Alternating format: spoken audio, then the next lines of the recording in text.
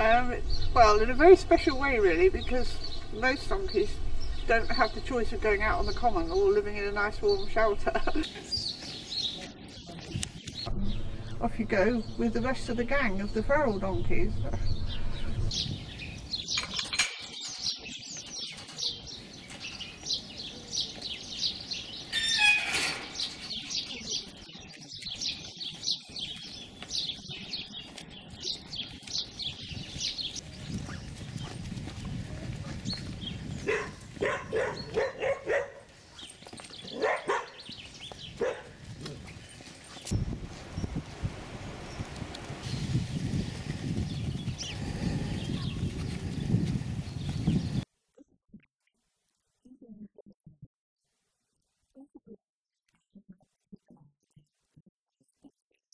So donkeys like you roaming around the forest with your friends, the ponies and the cattle, really important.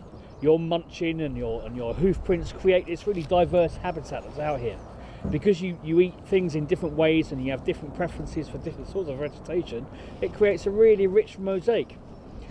And your hoof prints going in the soft mud create lots of opportunities for new seeds for vegetation, also for eggs, for insects and invertebrates. So it's really important. Your munching and your hoof prints create this amazing habitat.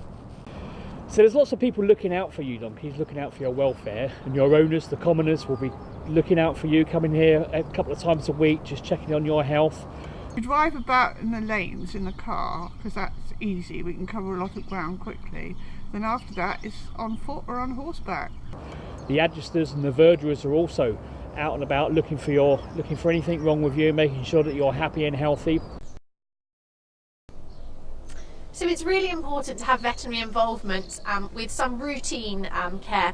A lot of your day-to-day care is done by your owners, or if you're wild on the forest, you just get checked on regularly sometimes by your owners and sometimes by the adgesters, which drive around and make sure that you're okay. So as you know, and you've seen lots of them, lots of people coming to the forest, enjoying picnics, particularly in the summertime, and some of them like to try to feed you their apples and their ice creams.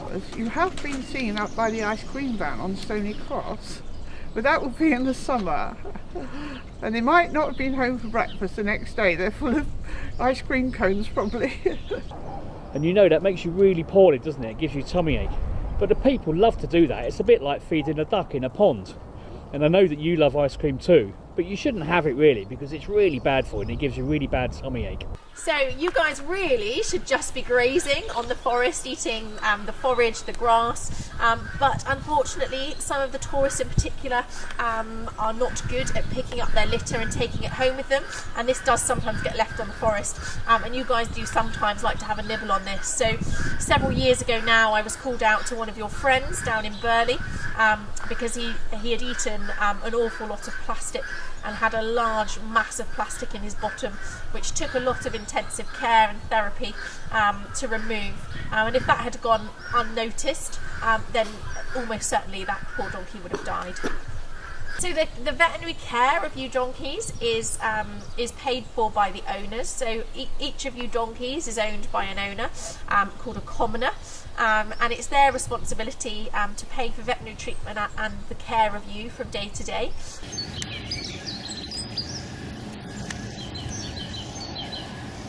Yes, we do, thank goodness. Helps pay for the food and having your feet trimmed. But a few times a year then my involvement will be needed, mainly for vaccination. So these are vaccinations. We will vaccinate you guys against influenza and tetanus commonly, both of which can be fatal diseases. So by having these vaccinations, it prevents you getting those diseases and dying unnecessarily. Other things that I'll do is pop this gag on you and then open your mouth and have a look at your teeth and assess quite often, normally once a year. I'll need to do some rasping of your teeth with this motorised instrument to rasp the enamel points off, which become sharp, and have a look at your mouth with a mirror and picks to make sure that you don't have any dental disease, and if so, then I can rectify that to ensure that you can eat adequately and maintain a good bodily condition. You've got lots of food out here and your job is to munch all this vegetation rather than eat ice creams and apples, and it just helps to make sure that you're kept happy and healthy. There's lots of dogs around the forest as well, because it's a great place to walk your dog, and particularly let your dog run off lead. But as you know, you're quite a small animal, and when you have a little foal, dogs tend to want to play with you and chase you, which can sometimes spook you and scare you and cause you to kick and stuff. And sometimes some dogs are a bit rough when they play, and they can bite your legs and bite your tails, which is quite bad. So we try to encourage people not to let their dogs run around you, and if they see some ponies and donkeys, we ask them to put their dog on the lead so as not to harm you.